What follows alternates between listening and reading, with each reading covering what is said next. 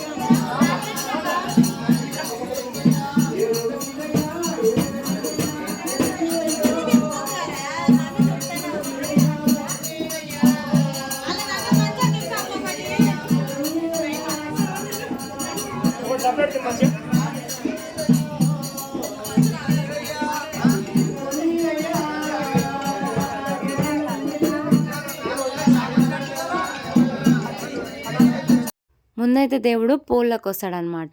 కులమోళ్ళందరం కలిసి ఇంటి ఆడపిల్లలందరూ కలిసి ఇంట్లో ఎంతమంది దేవుళ్ళున్నారో అంటే విగ్రహాలు గానీ, లింగాలు గానీ, ఇంకా వాళ్ళు త్రిశూలాలు ఇంకా అట్లా చేపించుకుంటారు కదా! అవన్నీ ఒక్కొక్కరికి ఒక్కొక్కటిచ్చి ఇట్లా 5 చుట్లు తిరుగుతారనమాట. పూల చుట్టూ, గద్దె చుట్టూ 5 చుట్లు తిరిగి పోళ్ళో పెడతారనమాట దేవుణ్ణి. ఫస్ట్ ఇంటి ఆడోళ్ళైతే హారతి పట్టుకుంటది. హారతి ముందొస్తుంటది. ఇంకా తర్వాత దేవుళ్ళందరూ ఎనకాలొస్తుంటారనమాట. ఇంకా ఇట్లా 5 చుట్లు తిరిగి దేవుడిని మొక్కుకున్న తర్వాత దేవుడినైతే పోళ్ళో పెడతారనమాట. చూడండి అక్కడ తీసుకొని పెడుతున్నారు కదా! అట్లా. ఇంకా ఏంటంటే ఈరోజే ఊరు పండుగ కూడా ఉంది. ఊర్లో బోనాలు కూడా ఉన్నాయి. సో నేను ఇంటికెళ్ళి పోషమ్మ బోనం చేసి మళ్ళా మల్లన్న కళ్యాణానికి అక్కడికెళ్ళేసి రావాలన్నమాట. సో మల్లన్నకి, ఎల్లమ్మకి బోనాలైతే గుడి దగ్గరనే చేస్తారు. ఇంకా ఊరు పండుగ వీడియో అయితే నేను తర్వాత అప్లోడ్ చేస్తాను. సో అత్తమ్మోళ్ళ ఇంట్లో పండుగ అయితే ఇదనమాట. వీడియో అందరికీ నచ్చిందని అనుకుంటున్నాను. నచ్చితే ప్లీజ్ లైక్ చేయండి, షేర్ చేయండి, కామెంట్ చేయడం మర్చిపోవద్దు. ఇంకా నాకు సపోర్ట్ చేస్తున్న ప్రతి ఒక్కరికి పేరు పేరున చాలా థ్యాంక్స్.